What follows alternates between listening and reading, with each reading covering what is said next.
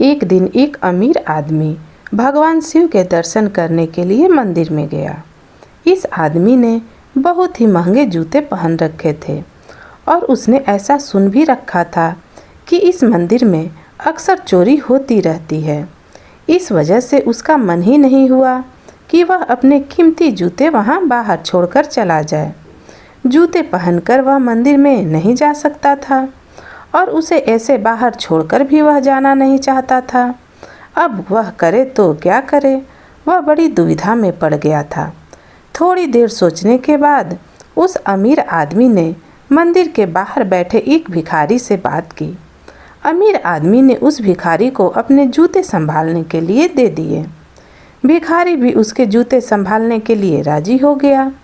फिर वो अमीर आदमी अंदर मंदिर में पूजा करने के लिए चला गया। पूजा में बैठे बैठे उस अमीर आदमी के मन में ख्याल आया कि भगवान ने कैसी विषम दुनिया बनाई है। मेरे जैसे कई लोगों को पैरों में कीमती जूते पहनने लायक बनाया है, लेकिन उस बेचारे भिखारी जैसे अनगिनत लोगों को रोटी खाने के लिए भी भीख मांगनी पड़ती है। वो अमीर आदमी मन ही मन भगवान से फरियाद करते हुए बोला कि आपने सब लोगों को एक समान क्यों नहीं बनाया, आपने सभी को एक जैसी सुविधा क्यों नहीं दी।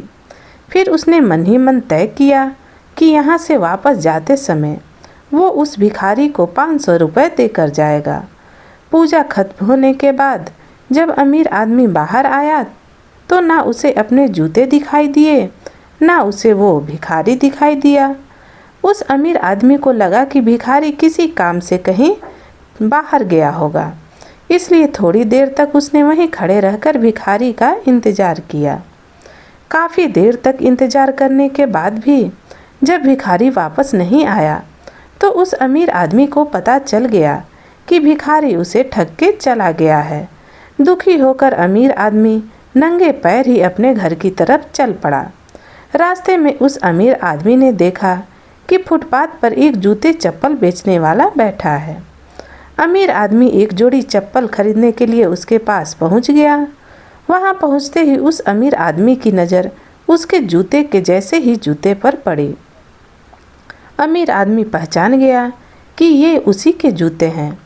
पूछने पर बेचने वाले ने पहले मना किया, लेकिन बार बार पूछने पर और दबाव देने पर उसने माना कि यह जूते उसे एक भिखारी 500 रुपये में बेच कर गया है।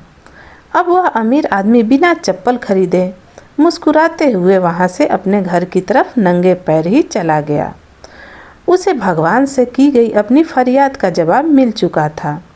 उसे समझ में आ गया था कि लोगों के कर्म एक जैसे नहीं होते, तब सब एक समान नहीं हो सकते।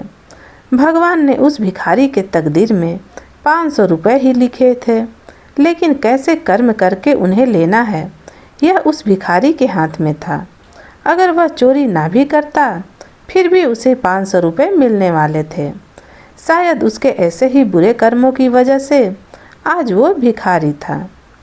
दोस्तों, आपको यह कहानी कैसी लगी? अगर अच्छी लगी हो तो इसे अपने दोस्तों के साथ शेयर कीजिएगा और मेरे चैनल को सब्सक्राइब भी कीजिएगा। धन्यवाद।